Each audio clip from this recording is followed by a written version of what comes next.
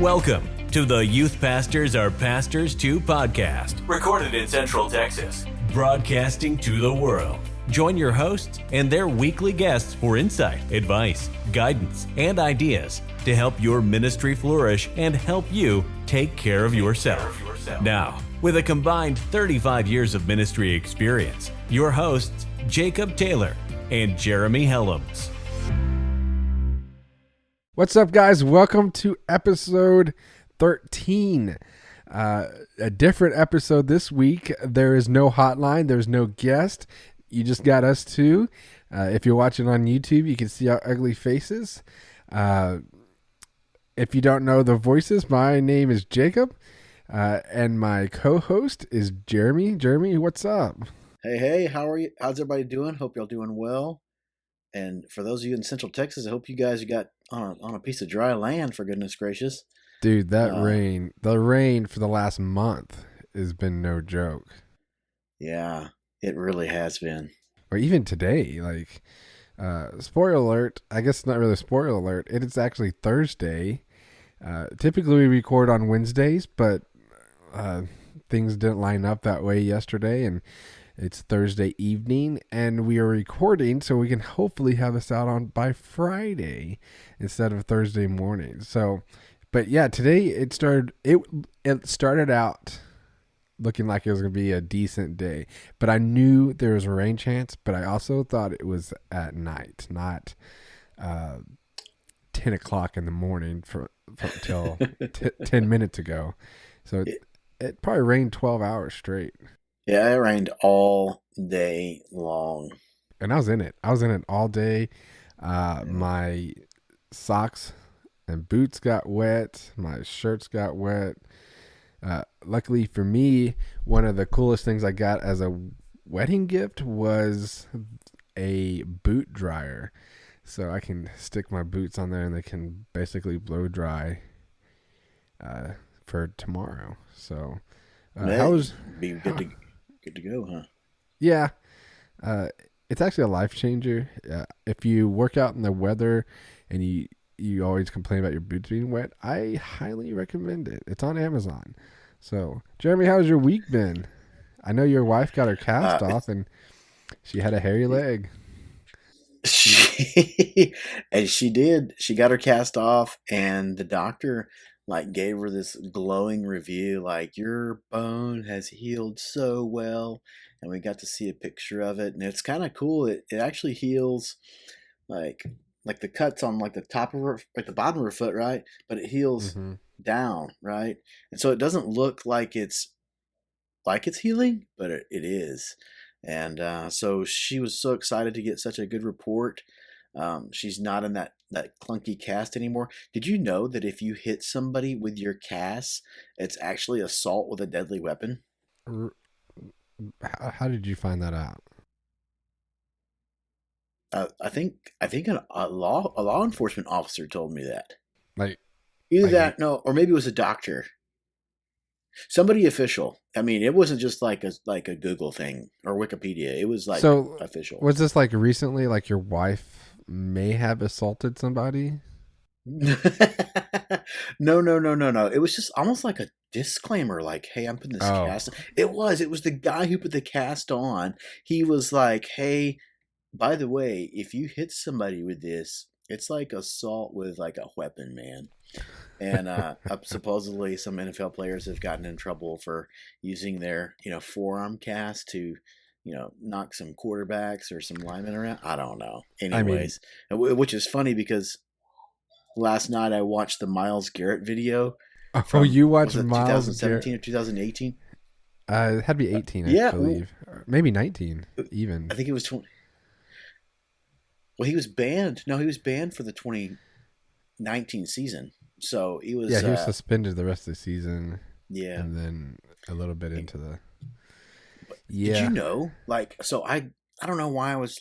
I think he's really hot right now. I think, and they're really excited about him coming up this 2021-2022 season. And he was amazing in A&M. Oh yeah. And he went to Cleveland Browns and he was amazing. And So I loosely followed him, and so I saw that, and so I was like, man, I remember that. I looked it up on YouTube. Did you know before you can actually watch that video, you have to consent to the disturbing images that are about to be displayed in that? And there Really? was only like 4 seconds left in that game. There was four Yeah, seconds. it's definitely the end of the game. But Eh, I I mean, I'm a It was huge heated. Miles It was Garrett. heated. I'm a huge because he did come from A&M, and Yeah. he's exciting to watch at A&M, and I had high hopes for him in the NFL, and he's kind of delivered on that. But the guy that pulled that guy's helmet off and then hit him with it, that's not the Miles Garrett I know. Obviously, I don't know Miles Garrett personally, but you know, but yeah, Well, he came out and said, "Look, that wasn't me. That came from a place that was an angry, and yeah, obviously he apologized. And yeah, the guy should be playing football. I mean, obviously he's yeah. It's just very good at uh, what he does. heat in the moment. Hey, Yeah, forgiveness. That's what we're taught to do. So yeah. Well, if he sacked me, let's just say I wouldn't probably get up for like a week, no, he's a and monster. maybe. I don't know if I would ever get back up. So Well, all to say, I've had a great week. I looked up Miles Garrett's video. My wife's a whole lot better than she was, yeah, and it's good. All is well. Yeah, and we're out of a drought. We're out of the drought, so I think we'll be out for a that's really while. exciting. Yeah. So, Yeah. what about you, Jacob? How's your week been?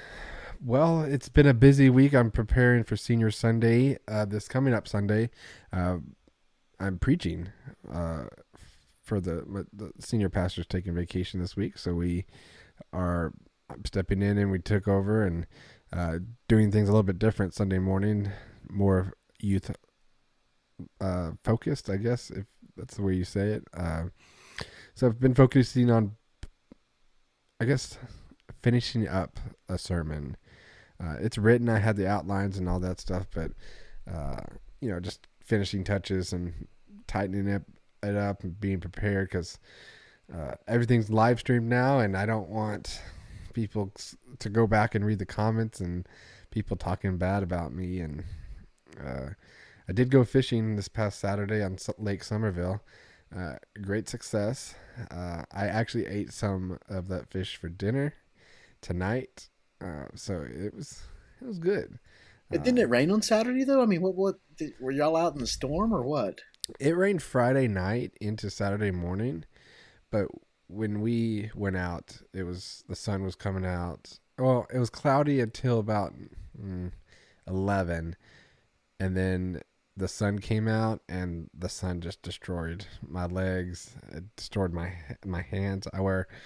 Obviously, if you've been watching on YouTube, I wear not the same Magellan shirt, but I have a lot of Magellan long sleeve shirts that are made for fishing.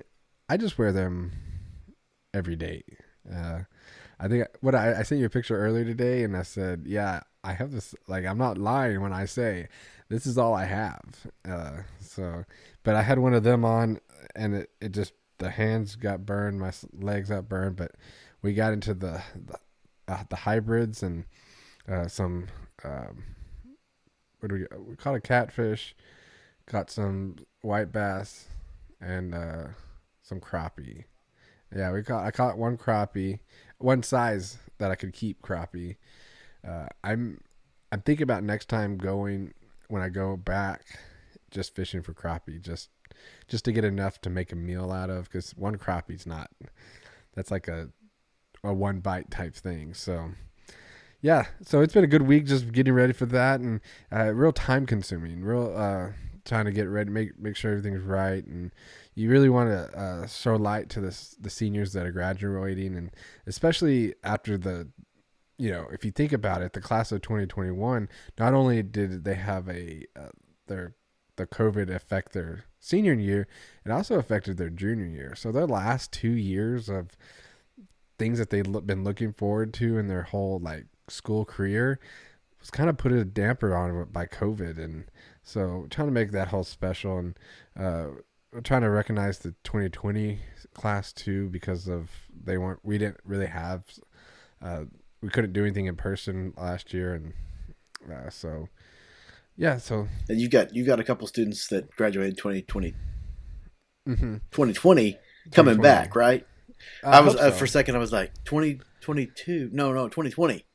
Yeah, 2020. Sorry. I hope so. I talked to them yesterday, and they were on board, and they're gonna try to work their schedule to make it and all that stuff. And I got two more graduating in 2021, and I know they'll be there. So, anyways, so yeah, that's hope for the best for that one. So, uh, I guess that brings us to our topic of when I mentioned real time consuming trying to prepare is uh, the bivocational pastors. Uh, I think it. I think according to the 2015 Faith Community Today survey, fewer than 2/3, that's 62.2% of U.S. churches have a full-time pastor, and that's down from 71.4% in 2010. And that means that's a lot of pastors or youth pastors or ministerial people that are not full time. And I mean, 62% have full time. That's fewer than 2/3. I mean that I mean that's mind blowing. And I think when we discuss this topic, who's the best two to discuss bivocational ministry than two guys that are doing bivocational ministry, whether it's the youth ministry or the sound tech, or even if you get back into ministry, it's quite possible you'll be bivocational doing that. So, Yeah.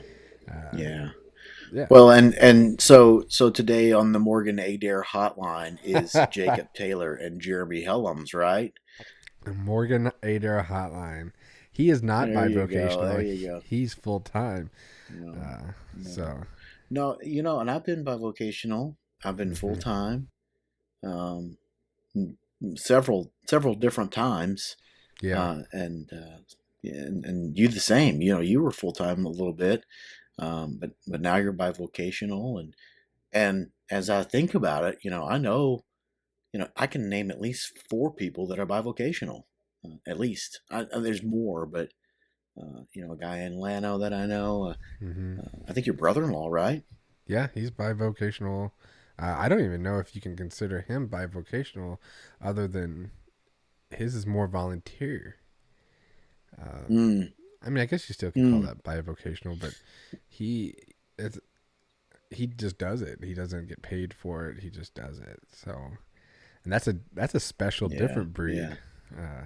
to put time in it, knowing that. Mm-hmm. And Mm-hmm. that, I mean, that goes back to volunteers to in your churches too. I mean, and that's a Mm-hmm. whole different subject that we will get to eventually. But uh, But yeah, yeah, it's uh, interesting. I was reading a survey about bivocational pastors, mm-hmm. and they listed off many different reasons, and some actually choose to be bivocational for several different reasons. I'm not going to list them all, but you know, part of it is it allows more money to go directly back into the ministry there at the local church. It also helps keep the pastor in touch with unchurched and like real world needs, right? Yeah, And some are apparently just like committed to that example because it's what like the priesthood of the believer looks like, right? When yeah, Scripture talks about, you know, just because you're the pastor, I'm the pastor, that doesn't mean that the folks in the church can't go out and tell people about Jesus, right? yeah. Because they can, right? It's I not know. all. These smaller churches, especially around the small town country, a lot of them are bivocational. The youth pastor that I was friends with before he stepped down to pursue his career, and he was bivocational. And one day I said we still go to the same camp, FBC Elgin. Uh, and I asked him, I was like, "Hey, do you want to do this full time, or are you choosing to do bivocational?" He's like, I'm doing bivocational because I have a call to the ministry, but I also have a call to be a teacher." So he was he was working on getting his way into being a teacher. Actually, I think he's a special ed teacher. And I mean, I think last time I heard uh, he was the middle school football coach for Elgin now. So, uh, yeah, so people do decide that, hey, I can do both, and uh, I, I, and sometimes churches don't have the choice. And I know you talked about people make the choice of where the money can go back into the church, the community, the church, and their ministries there and stuff. And that's a big thing. Is that these smaller churches? I know my church personally that we run 100 average on Sunday. We don't have the funds for me to be full time, and as much as I would love to be full time, it's not where my cards lay. That's not where God has called us to yet. And if He does, then I'll take it. But our heart is in Cedar Valley, and if it was to put strain on the church itself for me to go full time, I would have a hard time accepting that, because our youth ministry is not the only thing at our church. We still got children's ministry. You still got the wings ladies, the men's stuff, and just I would feel terrible if they decided to pay me full time and then something suffered for it. Right. Well, do you think? I mean, we've already talked about all these amazing stats, but do you think being a bivocational pastor works and it's effective? Oh yeah, it's your heart really. It's where your heart is with your students, and just because you work during the day, or it depends on your job really. Like I work 6. I start early in the morning, and I sometimes have to work late till in the night, or I have short days where it's like I show up at 6:30 and I'm off by noon. Like it just varies, but uh, that's I still make an effort after I get off work, my secular job, to put into ministry, and And it really. if that's getting ready to teach, or if it's going to Mhm. a play or a sports game, I know that you do all those things to connect with your students. Yeah, it could be real easy to be like, okay, I'm bivocational and I'm only working on Wednesday and Sunday, and and I don't think that's gonna be effective if that's your mindset. If you're not putting in the extra work, like the plays, like the football games, or to go see cheerleading. I went to a cross country meet for the first time this year. I had no idea what was going on, because at one point cross country people just disappear, and you're just like, I don't know where they're at, and you're just kind of like, what's going on? But the students respond to that, and then their friends see that. The friends that they bring occasionally to church, they see, oh, he was there, or she was there, or it if it's where your heart is if you are dedicated to the calling, then you will be effective. And God's not going to put you in a position to where you can't be effective, and just kind of leave you out to dry. That's not our calling. That's not the God's not going to leave you behind just because you have a full-time job or another part-time job. So yeah, it's definitely effective as long as you put your heart and you follow your calling into loving on the students, and focusing on preparing for Wednesdays and Sundays, and not, oh, it's 5:30 and I have church at 6:30. I need to pull a lesson out and be like, or I need to plan this quick game or whatever. So yeah, it can be effective, and then you just have to have the right mindset and the heart to do it, and understand that sometimes churches just can't pay you full time, and your heart shouldn't change no matter if you're full time or part time. You still have the same calling. Yeah, So yeah. I remember accepting a bivocational position. In fact, I didn't know it was going to be bivocational when I accepted it, but I knew it was going to be like this part time. and Mm-hmm. that Carrie was going to get a job. And then it turned into bivocational for me because I got offered a side job, Mm-hmm. so um, I did that. And you're right. It's all about that focusing on your calling, right? And Yeah. focusing on serving where God has called you, and serving with your whole heart, right? Yeah. And I even think, like, to the certain extent, that you're about vocational. Okay, cool. You get a chance to be out in the community and talk to people, whether it's at the Home Depot or the Lowe's, or just wherever your job puts you, even your coworkers. Like, if you have coworkers in Yeah. your bivocational position, you have an opportunity to be the light of Jesus right there wherever you are. And I think that's to me, that's one of the glowing perks of being bivocational. You get to do, it's like, I don't want to say it's like more ministry, but you get to be You like got more you're there. opportunities. Yeah, yeah, maybe that's that's a better way to put it. Yeah. And I think I love that part of it.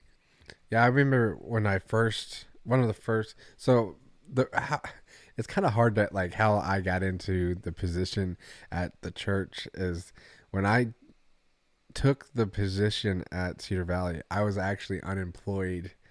I had just got laid off, and I was like, my calling's full time ministry, and God opened this opportunity for me at Cedar Valley, and it wasn't full time, but I was going to make it work. Well, financially, it just didn't. So I knew I had to find a job that paid the bills, but also didn't take away from the church. Hmm. And so I took this maintenance, like a plumber's maintenance job for the school district, thinking, oh, this is going to be an opportunity for me to interact with the students while I work and get them into church. Well, that was it. It didn't work. I was able to talk to my coworkers about church and all that stuff, but there's something about the maintenance guy talking to students that was kind of frowned upon. So, yeah, it just didn't work out. And I had the mindset, hey, I'm gonna bring all these kids in as I'm fixing the toilet. It's like, hey kid, you want to learn about Jesus as I plunge a toilet? Like, I'll be at church later tonight, and it was. I think the idea of it was great.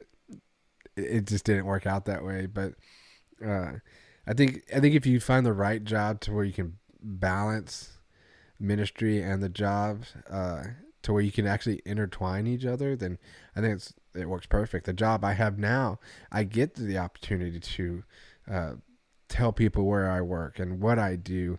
In fact, I came across this guy that actually built the church that I work at, and Oh, that's cool.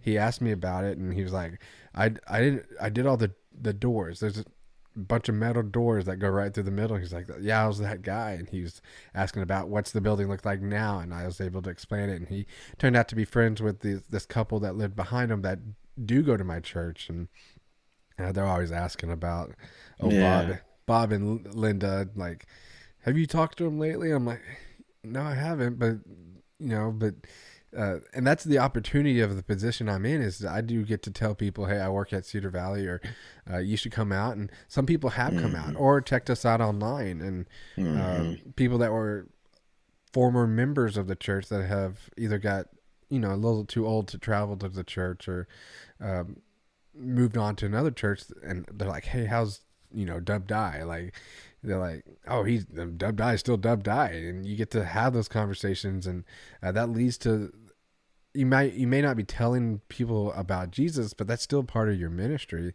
and Yeah. that's the great position I'm in, is I still get to. I'm still a youth minister in my secular job, to be able to, and I get to tell people about Cedar Valley and how much Yeah. we're growing, and to be like, hey, you can actually check us out online now. So, Yeah, uh, that's good stuff. Dub and I, we used to be friends. He tells me that every Sunday. He's like, we used to be friends, and or he'd be like, hey, do you want to hear about my trip? And it's all about his trip from his house to the church. And like, don't die. Like, you live literally 4 minutes down the road. How are you going to tell us about your trip? He's like, I had to get gas this time, or I picked up the donuts this Sunday. So He is so he funny. is I don't know funny. why. He told me one time he was cutting a tree one time, and he was chainsaw, and all of a sudden something jumped out of the tree, and it was a raccoon den. It was a hollowed out tree, and not only did one of them jump out, it was like three or four of them, and he was just like, "Ah," but he didn't. They just ran off, and That's funny. they were spooked by that chainsaw. He's a hoot, and he's always he's always telling me weird stories like from his Oh, childhood, and but man. he's I could he's just one of the good imagine. ones. Oh yeah. Oh yeah. So So you sort of hinted at it already, but how do you make it work then? you have to you have to draw a line because it is basically you have to juggle 1,000 different things between your job. Like there's days, like I said, that I work till 6:30 or 7, but I have a sermon to get ready for. Uh, I mean, there's nothing I can do about getting off late, and it's just the way of the company. But I also have to come home and take care of my wife, or spend time with my dog that needs, she needs the love. Like, so does my wife, but my dog comes first. Just kidding. Oh, well, she'll probably agree with that, anyways. But you definitely have to draw a line, knowing, okay, my wife needs the attention, or my family needs that time. Like last night when my wife was having a rough day, just one of those days, and instead of coming home straight from church and being like, hey, I need to do this, like I needed to stop and work on write a bullet point for my sermon that I had thought of when I was driving. And I was like, oh, I need to write that down. I do it all the time. And instead of doing that, I just like, okay, let me take care of her. Let me spend the time with her.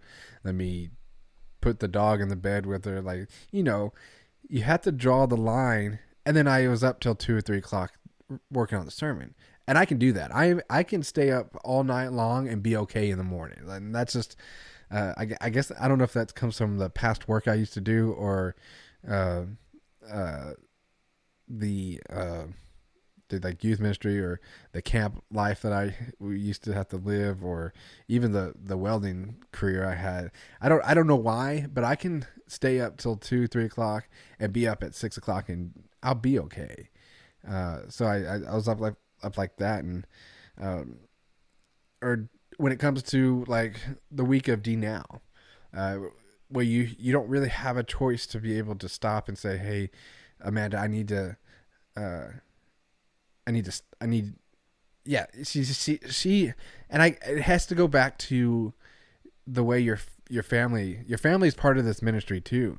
And they sometimes they have to understand that Thursday night leading up to D now, you're going to be busy that night. You have to make your final, like, because you don't want to show up Friday and be like, oh, I haven't done this or this or this. Thursdays are your check off list, and when you get home from work, you're like, boom, I got to just double check everything, and she understands that. So there's a line of, hey, this can wait, or hey, this can't wait, and your family and your wife or your whatever will understand, because like I said, they're part of the ministry too. So you're not really alone in that. And then if we consider what we talked about last week with Jared, uh, is you take that time off. You stop and be like, okay, you line out someone else to fill in for you, or you like Sunday morning, Amanda, my wife, is teaching Sunday school, because I'm preaching. That's a lot for one person to do. If I was to teach Sunday school, then turn around and preach the service. So you find people to fill in, so you can either take the time off, or take the load off. Something I struggle with personally is uh, giving or asking for help and then giving some people tasks to do. Because I'm a perfectionist in anything I do. I have a trouble letting go of control of that, and something I've learned as our relationship, what my relationship with Amanda has progressed, is that I have to trust her with certain things, and I have to turn over different tasks to her to make this easier and to make our relationship work better. So we aren't not seeing each other for 3 weeks leading up to like Disciple Now, or leading up to camp, or these big events, or uh, where I'm not teaching every week, like preparing for Wednesdays or Sundays, where maybe sometimes she'll fill in, or like summertime. Obviously, things change in the summertime. We'll take like 2 weeks off to where I don't even have to worry about planning for a lesson on Wednesday night or whatever. So it really comes down to drawing a line to where, hey, so this is happening. I need to do this, or I need to do this. They need to understand. Hey, we are doing. I have to finish this, or I have to check these things off the list. So it's really a balancing act between everybody and not just yourself. Yeah, I totally agree. Balance is the key. How do you Yeah. balance? I know you're asking the questions, but let me ask you, how do you balance? Because I think a lot of people won't, I mean, most people won't know. You have a day job, then Hmm. you have your, like a side job with Ronald, your father-in-law, Yeah, and then you have your sound job with Hyde Park. Like, that's three different jobs. Plus, you have two kids. One's yeah, diabetic that always needs your attention. And yeah. then you have a wife that's in a boot now. So, And I think it is trying to juggle, it is trying to balance, and then I think first and foremost is not forsaking that study time, and that whether that's just pulling the Bible out and reading it, or getting a reading plan, or just trying to spend time reading, and then whether that's in the morning, whether it's at lunchtime, whether it's just being fresh in God's Word. I think it's cliche. You should always read the Bible. In the morning, you just read it. Carve time out and just do it. And so I think doing that is first and foremost, and just spending a little time in prayer, some talking to God, and whether that's driving somewhere, or carved out, that's what I kind of do, and then just dedicating that time to the different areas. And yeah, so yeah, you're right. From a mental perspective, um, it's it's almost like knowing when to think about the things you need to think about. Does that make yeah, sense? Because yeah. like I know that Sunday morning is going to look like X, right? Hmm. And there is prep in it, but I know that I can do it at a certain time, and I know that I can do it at a certain time, and then I show up and I do my thing, and then make it happen, right? Yeah, And then even from that perspective, if I could go into some detail, like as God's called me to be a pastor, but He's also gifted me in the area of sound and sound production. I just try to stay in my box a little bit and not try to go outside my bounds, because I don't want to step on people's toes, yeah, right? When it comes to, ministering to the congregation itself, no, I really just kind of focus on the band, the drummer or the guitar player or the worship leader, even the campus pastor, right? Because yeah, I have an opportunity to minister to them kind of behind the scenes. And so I take those opportunities while I'm doing my sound production. And if I meet, some volunteers, or some folks in the congregation, that's cool. But that's not really my role, right? Because they have a campus pastor. yeah, But man, I get to minister and love on those folks that are like, behind the scenes, if you will. And then, my online job, it's all online. And so it's like Zooms, it's messages, but it's just still, living above reproach, not crossing any lines, because sometimes in corporate America you can't say certain things. But you know what? mm, If you say you're going to pray for somebody, more than likely nobody's really going to bat an eye, and it's yeah, probably going to start a conversation too. I'm Yeah. just gonna be real honest with you. Just hey, I'm praying for you. Yeah. I hadn't got fired yet, okay? Mhm. And so, there's that, and then just being on the job. Whether it's running around doing errands for my father-in-law or doing some other things, getting to bless those people, getting to talk to them, getting to go to grandchildren's funeral or whatever, wherever you are, you just balance your time. You spend time with your family. You don't not show them attention, even if that means uh, texting your wife every 30 minutes. Hey, you doing okay? What's going on? Maybe 30 minutes is excessive, but Listen, 45 minutes. I don't want my wife getting that out there thinking I need to text her every 30 minutes. I don't even carry my phone with me all day long. Well, but just that attention, that they know that they're not forgotten. And like today, I did something today that was a little out of the ordinary, but I still made a point to check in with the kids and Mm. make sure they were fed, and then go out of the way and make a smoothie, and yeah, being up at 2 o'clock in the morning checking his blood sugar.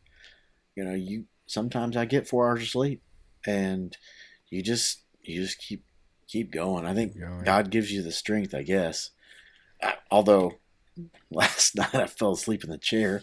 I was sitting in the chair. I was just like, Really? Carrie's like, "What are you doing sleeping in the chair?" And I'm like, That's just your old age starting to show. That's what old men do is they fall in. My dad he would fall asleep in the chair and be like, "Dad, are you sleeping?" He'd be like, "No, just resting my eyes." So next time you fall in the chair, just say, "I'm just resting my eyes."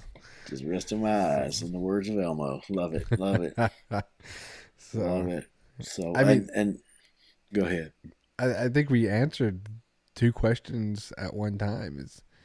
Uh, uh, Well, since we wrote the questions, we yeah, get we know we know how to answer it beforehand. But to touch on something that you said earlier is about scheduling time out uh, for mm, to read the Bible and stuff. And Jared said this last week on the episode is that we spend so much time preparing what to say to students or the congregation or staff members with the word that we sometimes forget about reading for ourselves. And hmm I've hmm been thinking about that ever since we had that conversation. And man, that's so important because yeah, I catch myself all the time thinking, okay, I just read the scripture that I'm talking about in Wednesday night service for the last 2 hours preparing. hmm I mean, I'm good. I don't need to do any more. But that wasn't for me. That was God putting a word for the students in my heart to talk about. And yeah, so we have to set separate times just to focus on what the word's saying to us personally. yeah. So I've been really reflecting on that and trying to be more conscious about doing that. And you're right, we have to make time for that, and that's part of the Yeah. balancing of ministry. Because if you're not feeding yourself, how are you going to feed others? Yeah, that's exactly right. And to listen to episode 12, if I would have listened to episode 12, 12 years ago, maybe, I probably would be 100 times better than I am now. I mean, episode 12 is really good, and it's very important. And after I listened to episode 12 at least twice, Yeah. um, I picked up this book. I have this book called The Emotionally Healthy Leader. A pastor out of College Station recommended it to me, and there's a quote that just screamed out to me, and it goes back to even what Jared and we talked about last week on episode 12. uh, Basically, pastors don't get a chance to worship on Sunday. Mm-hmm. I mean, you do, but you don't. Yeah, it's different. And so, just that idea alone, taking a Sabbath, God tells us to take a Sabbath, Mm-hmm. and we need to. Maybe it's on Monday, maybe it's on Friday, maybe it's on Saturday, but either way, God tells us to rest. Yeah. And we have to take that rest, um, whether it's one on one, that go down to the coast and go fishing rest, or it's that I'm going to spend time with my family rest and recharge to get ready so that you aren't burnt out. So you keep pressing on and balancing, balancing all the things to make it happen, right? Yeah. I mean, that's a, I mean, that's, I, that, that goes to everything. If we could give any advice on how to maintain your bivocational ministry, is one, you have to spend time with God. You have to read the Bible and listen to what it's saying for you. And the next thing is Mm-hmm. you have to take the time. You have to have the Sabbath. And for me, that's hard to do because I work every other Saturday. So Mm-hmm.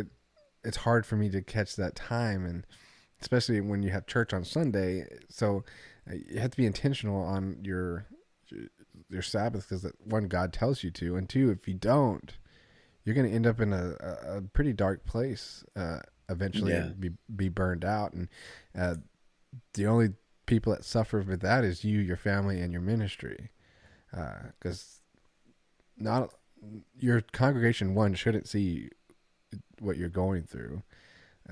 They may see it, and there's nothing wrong with that, but uh, you don't want to. Uh, I, yeah, I think that's I guess that's a topic for another day's, going through a Well, they tough don't. time. You don't want to. I don't think. I think what you're trying to say is you don't want to be jaded towards the Mm. people that are in your congregation. Yes. Is that what you're getting at? Yeah, and I think Jared touched on it in his in the beginning of the conversation. Is when things like that happen, you're not present to that, and people start to notice when you're not present, and Mm-hmm. that Mm-hmm. will eventually affect your ministry, and you don't want to get there. Even though it's tough being bivocational, you don't want to get to a point where you're so burned out that you miss out on your ministry opportunities at your own church and other opportunities and stuff. So, man, balance God's word and knowing when to, hey, I need a weekend off, is the best things I could give you. Yeah, because guess what? Church will go on whether you're there or not. Yeah, uh, it that that's will. one thing.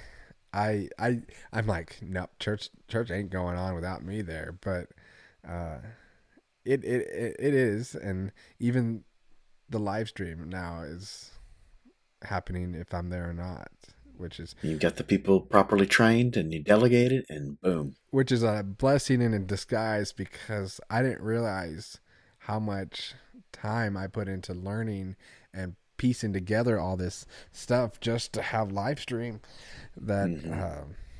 and to be able to teach somebody to do it, so I can have like a Sunday where I'm not worried about it, and Yeah. we actually do this month on month off type thing, so I actually get to sit in service now. And so Yeah, that's good. and yeah, so That's delegate good. everything you can if you can. That's right. It can be your friend. It can be your Oh friend. yeah. Well, Jacob. Well, I don't know the last time we've asked ourselves our two questions, but do you want to share one of your crazy fun moments without getting thrown in jail? Well, I don't know about throwing in jail. Man, I'm trying to think. I don't even remember the stories I've told. Uh, Well, I'm not going to go back and double check you, so oh, well, just that'd take too much time. But crazy stories. Hmm. Did I ever tell you about the food at unknown camp that we had? You were there. yes, yes, I remember that food. I don't know if this is a crazy story, but it's just a unique story, I guess. Uh, I'm not. We won't say the name of the camp because it We was a good won't tell you. place. It was a good place. Good facilities. Food, not their best. Not the best. Actually, it might have been some of the worst I've ever experienced. Uh, it was And so bad that if I could add, they used I think, liquid eggs, Mm. and they added picante sauce to every batch. It wasn't optional. Ugh, it gives me a heebie-jeebies. I don't It was even. liquid eggs scrambled with picante. It, ugh, just Do thinking we need about to take it. a moment? Do we take a moment? Whew. Anyways, the food was so bad. Every meal, not just breakfast, but every meal was so bad that the students that we took basically just stopped eating. And one, you can't let your students die while you're at camp, No. especially from starvation.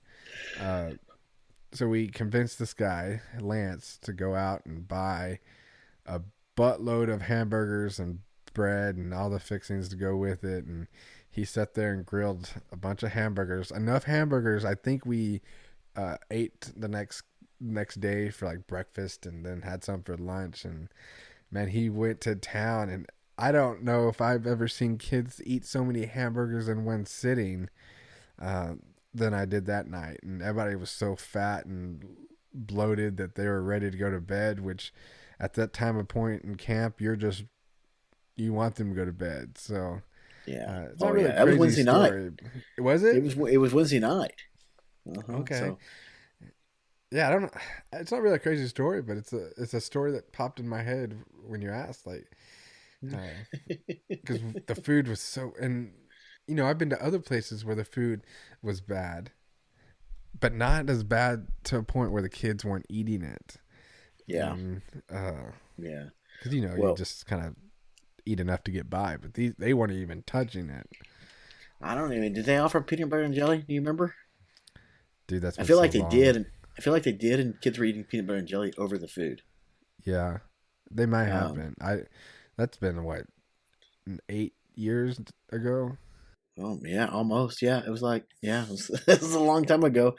I to add, not really to well, yeah, to go ahead and just kind of conclude your story to tell you how terrible the food was. On Friday morning, me and we ran our own camp. We had a little meeting early, and we had breakfast early, and we were sitting there eating, and the not to be named camp director walked in and said, well, what are you guys doing eating? And we were like, well, we paid for I think 12 meals, and this is our 12th meal. And he said, oh no, you didn't. And we said, yes, we did.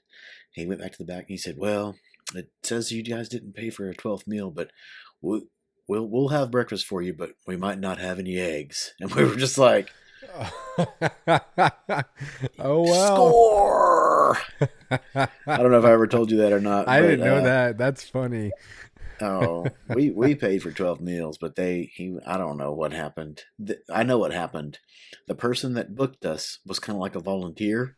Yeah. She quit in June, and then we showed up in July, and so probably just a miscommunication. Yeah. Well, Either way, the kids didn't starve, and I think they actually had eggs. But they probably had eggs and they didn't run out because no one was eating them. I'd rather not think about that too much. Yeah, especially it's what 11:30 at night. I'm gonna lay down in a minute, and I'm gonna be having heartburn just thinking about them eggs. So, the next question we always ask is, "What was the last song you intentionally looked up?" And the last song that I intentionally looked up was a Big Daddy Weave, Mm.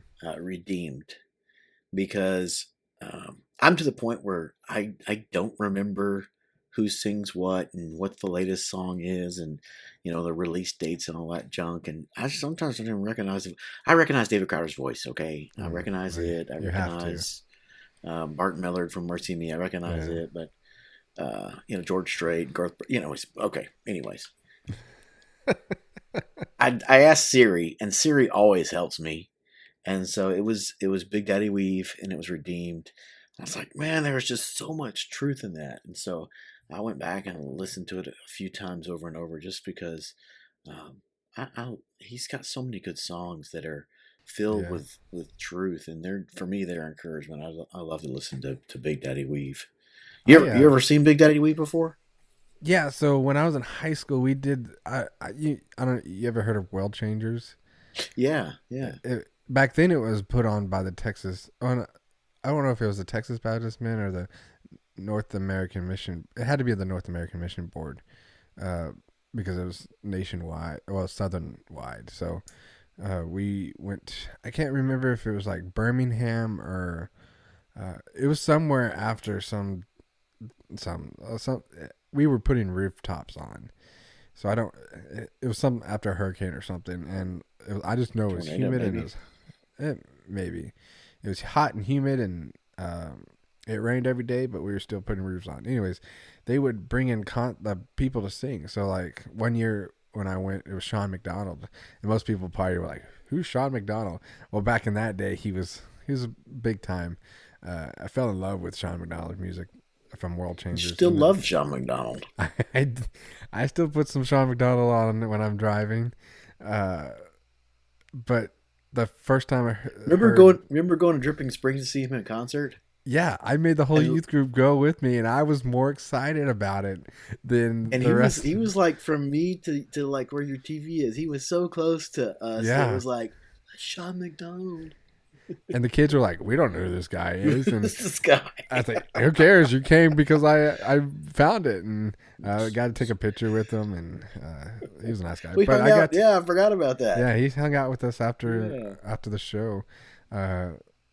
But I saw Big Daddy Weave for the first time, and World Changers it was probably 200-300 students, but they stuck around and hung out with us after their concert, and it was the same thing like Sean McDonald. I was like right there, and hung out with him and the band afterwards, and real good guys. I was shocked to know that sometimes bands are just like bigger than they really like.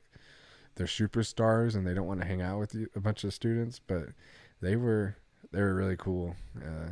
I always enjoy seeing big dudes sing and play guitar, because I'm a big dude myself and I can't sing and I play a little bit of guitar, but those guys.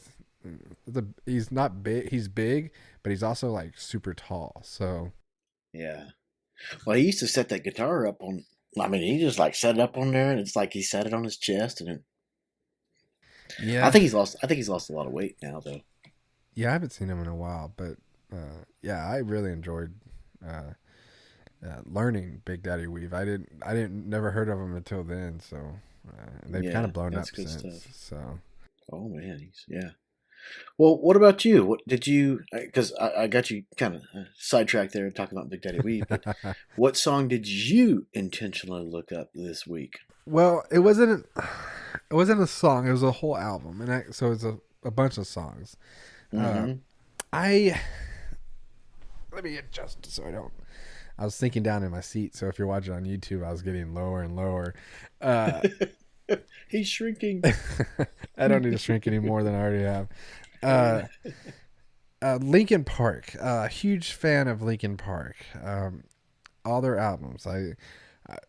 From the hybrid album to the mixed one they did with Jay-Z. Just a fan of it all. And and I will always remember this every time. I still think about it every time we go to Piney Woods. That's when I found out that the lead singer passed away,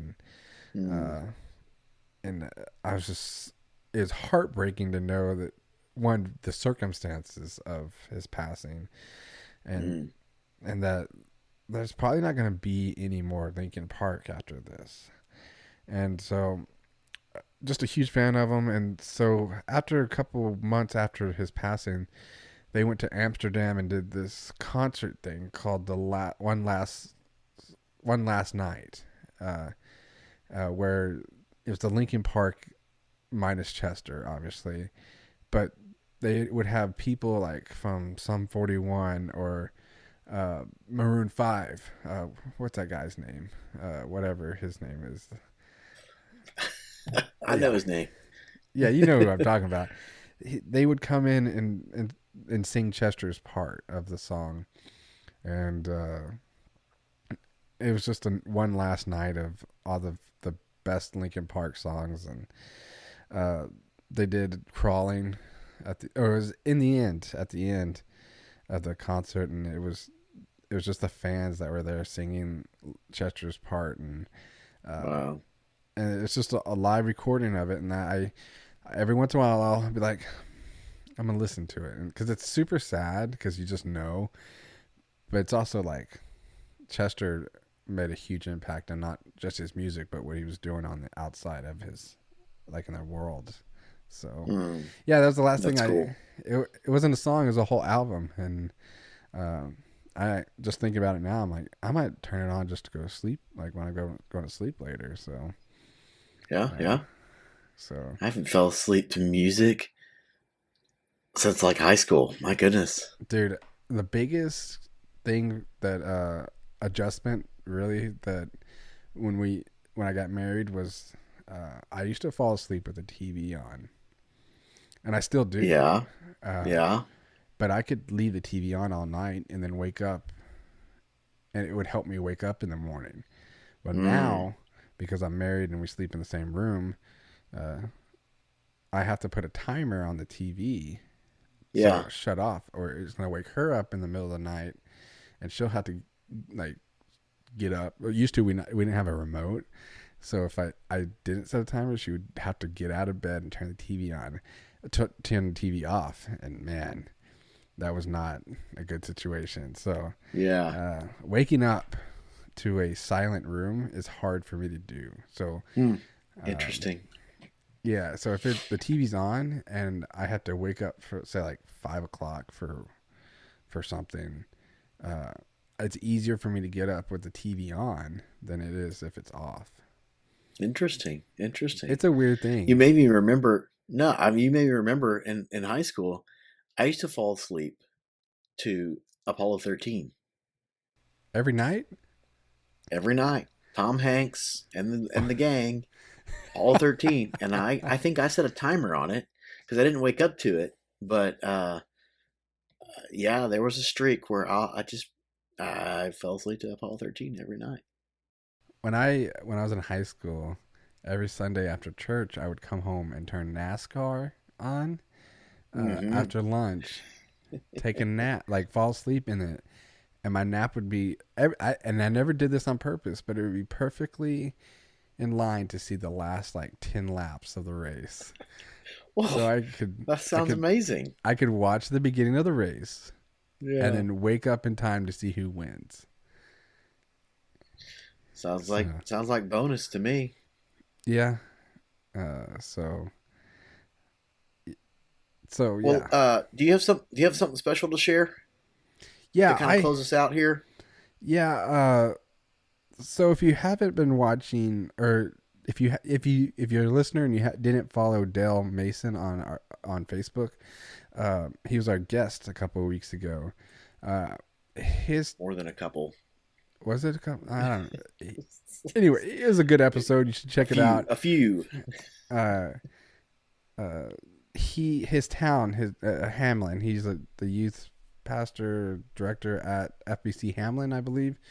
Um, they've been suffering through all the rain, and if you haven't kept up and you're not in Texas, uh, in this just I don't know the stats of other cities or whatever, but in our area alone, we've had, I not counting today, uh, almost 20 inches of rain in the last 3 to 4 weeks, and we're not built for that.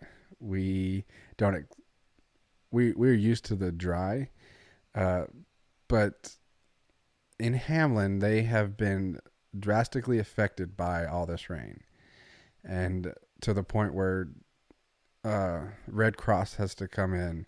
100. He doesn't have a. I talked to him yesterday. I called him yesterday and asked him, "Hey, what can we do to help?" And he told me Red Cross stopped counting after like 58 houses that has to be basically gutted and redone. And he told me this story for this one couple that just makes me sick. Is that they just got house insurance, but it wasn't for the stuff inside the house. It was, and so they have house insurance to be able to fix their house, but they basically they won't have anything to come back to. And it's really sad because they said they left their stuff behind, thinking that insurance would just cover it. And they said they had enough time to take their stuff, but they said no, insurance will cover it. And now they don't.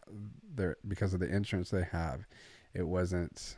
It had some name of it, but it covered the house, but they won't have anything when they come back. So I talked to Dell yesterday afternoon, and he got back with me today.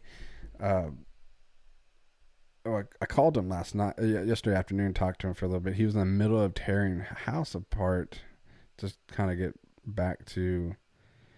I'll drop my phone to start, remodeling and all that stuff. So, I can't find the text message now, but you got to get that you got to get that wet sheetrock out there, and while you're looking for the text message, you tear that out, you draw a line, and you rip all that out, and then you got to get fans in there and dry it out, and then you sometimes you got to treat it, with bleach so mold doesn't grow, and then you got to get somebody back in there to sheetrock it, and it's a process, and so it takes many hands, and the more hands the better. But did you find that text? Yeah, so all he said this morning was that he doesn't have an update from when we talked yesterday, but he was going to be working on getting information to where we can help them, whether it's financially or supplies or and he said he would come talk to us next week. And give us to give us an update on how we can help, and I think God's really laid on our hearts to help them, and I told Jeremy earlier this afternoon, it's like we have to find a way to set up something to where we can raise money for these guys and not have to pay 5% fees and stuff. Yeah. So we're still working on that. So. Maybe it's just a direct Cash App or a Cash App or a what PayPal are those apps? Well, Venmo. PayPal takes like 1% or something, but if you do family and friends though. Oh yeah, that's true. So we'll set something up to be able to send up there to help them, and that goes back to why we started the podcast, is that we want to help people and minister to ministers really, and he was going to jump on this after with us to talk briefly about what was going on up there, and he just needed the night off. I can't imagine. I know what it was like during the Bastrop fires down here when all that happened. I can't in a small town that has 2,000 houses. Only being affected the way it is right now. So, keep that in mind over the next week or so. We'll definitely have an update next week, where we can send our help and donations or whatever. If Jeremy and I need to make a trip up to Hamlin, then we will. So, I'm not afraid to drive. I love actually driving. So it's north of Amarillo, I think. Yeah, so it would be a 2-day trip. So yeah, it's good ways. It's good ways up there, but definitely be praying for them and listen in, tune in, follow us on the Facebook, and we'll put updates there, and we have a secret Twitter. We haven't really told anybody on the podcast yet, but I couldn't stand it, so I started a Twitter too. So you got to make a Twitter. So tweet. You got to tweet. Tweet. I do not tweet other than baseball stuff. I will talk baseball with randos all day long, whether they want to tell me that the Astros are cheaters or I tell them that Trevor Bauer is a cheater. But that's here or there. Well, you want to do it again next week? Yes, sir. Thank you for listening to the Youth Pastors Are Pastors Too podcast. Find us, rate us, and review us on Apple Podcasts, Google Podcasts, Spotify, and SoundCloud. If you want to see our ugly faces, Look for us on YouTube. While you're at it, give us a like on Facebook. See you next week.